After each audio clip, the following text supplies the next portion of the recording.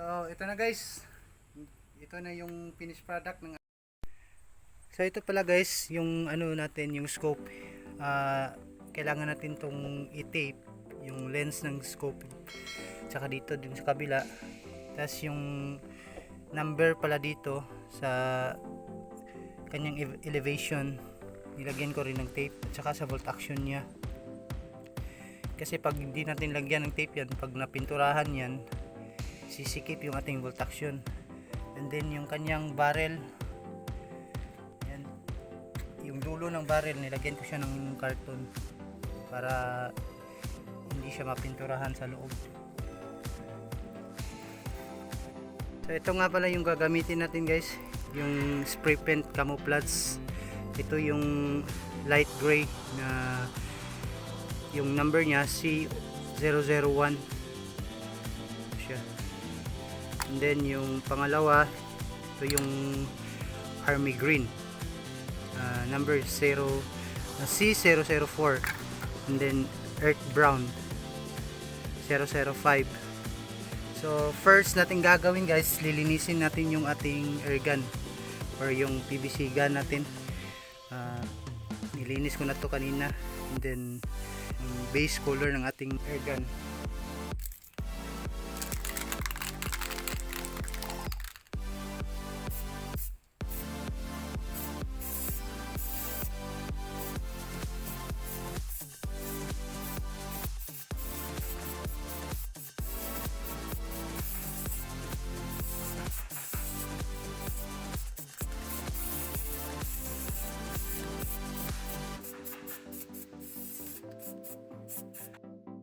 So tuyo ng ating pinaka base ng ating air gun guys.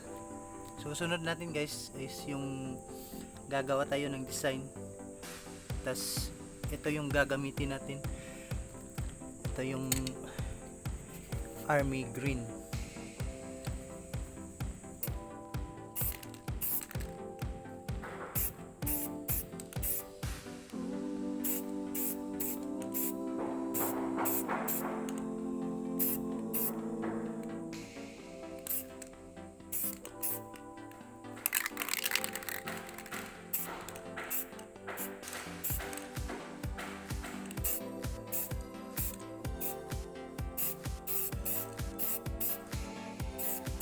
Kung napapansin nyo, yung pagka-paint nya, hindi natin binuo yung paint or hindi lahat ng portion nilagyan natin ng spray paint. So baliktad din natin guys. Pa!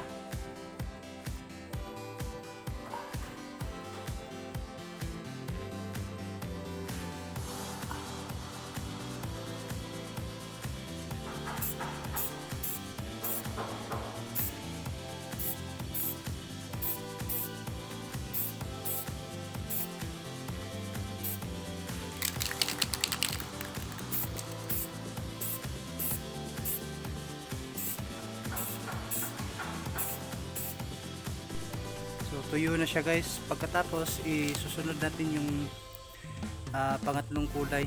Saka gamitan natin ito guys, yung net or net bag pang design. Tapag natin dito. Ayan siya.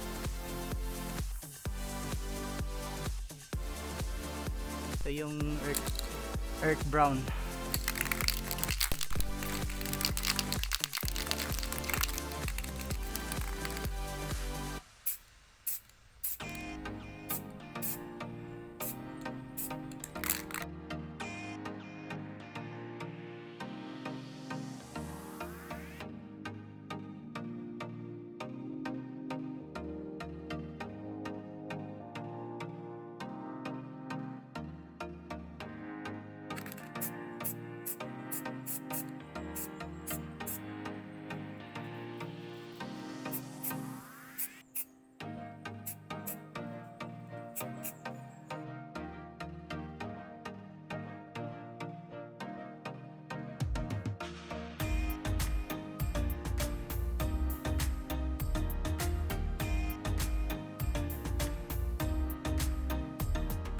Ito yung final natin guys, design, kailanganin natin ito, mga damo.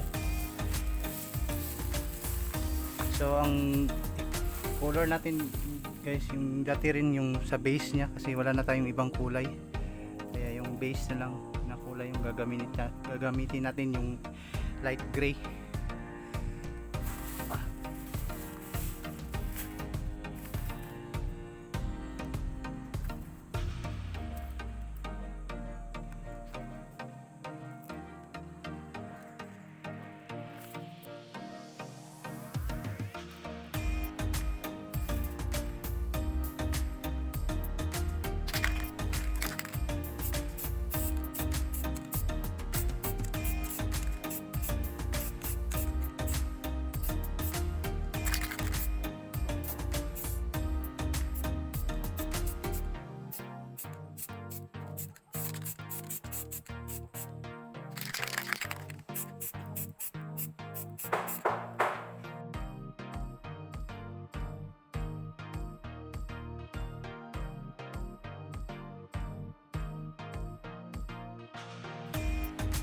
So ito na guys yung final product natin, or tapos nating pinturahan ng camouflage ng ating air gun.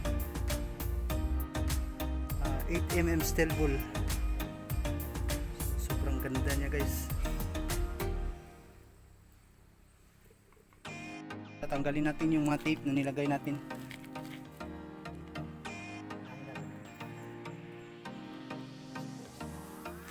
Bila.